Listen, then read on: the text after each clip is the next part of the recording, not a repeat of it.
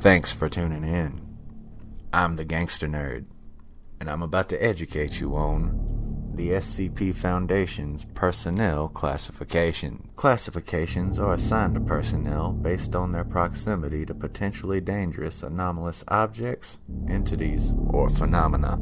Class A personnel are those deemed essential to Foundation strategic operations and are not allowed direct access to anomalies under any circumstances. When circumstances require Class A personnel to be in direct proximity to such anomalies, such as in the case of facilitating housing containment unit, Class A personnel are not allowed access to the areas of the facility containing such anomalies and are to be kept in secured areas at all times. In the case of an emergency, Class A personnel are to be immediately evacuated to a designated and secure off-site location. O5 council members are always considered Class A personnel. Class B.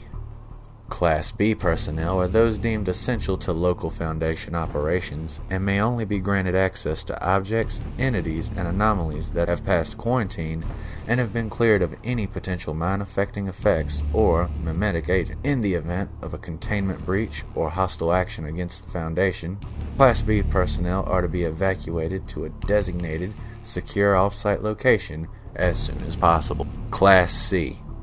Class C personnel are personnel with direct access to most anomalies not deemed strictly hostile or dangerous.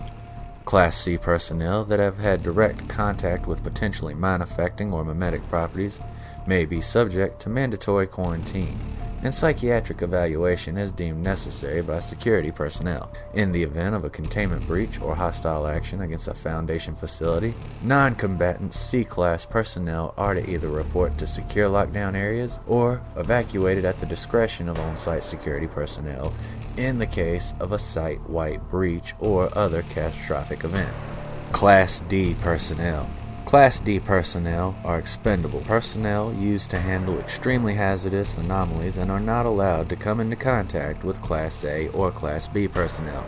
Class D personnel are typically drawn worldwide from the ranks of prison inmates convicted of violent crimes, especially those on death row. In times of duress, Protocol 12 may be enacted, which allows recruitment from other sources, such as political prisoners, refugee populations, and other civilian sources that can be transferred into Foundation custody under plausibly deniable circumstances. Class D personnel are to be given regular mandatory psychiatric evaluations and are to be administered an anesthetic of at least Class B strength or terminated at the end of the month at the discretion of on-site security or medical staff. In the event of a catastrophic site event, Class D personnel are to be terminated immediately, except as deemed necessary by on-site security personnel. Class E. Class E is a provisional classification applied to field agents and containment personnel that have been exposed to potentially dangerous effects during the course of securing and establishing initial containment over a newly designated anomalous object, entity, or phenomenon. Class E personnel are to be quarantined as soon as possible, monitored, and screened for potentially harmful changes in behavior, personality, and physiology, and may only return to duty after being fully debriefed and cleared by psychiatric and medical staff. In case you were wondering about the personnel classifications, now you know. I'm Walt, the most gangster nerd on YouTube, and I'll be seeing you soon enough.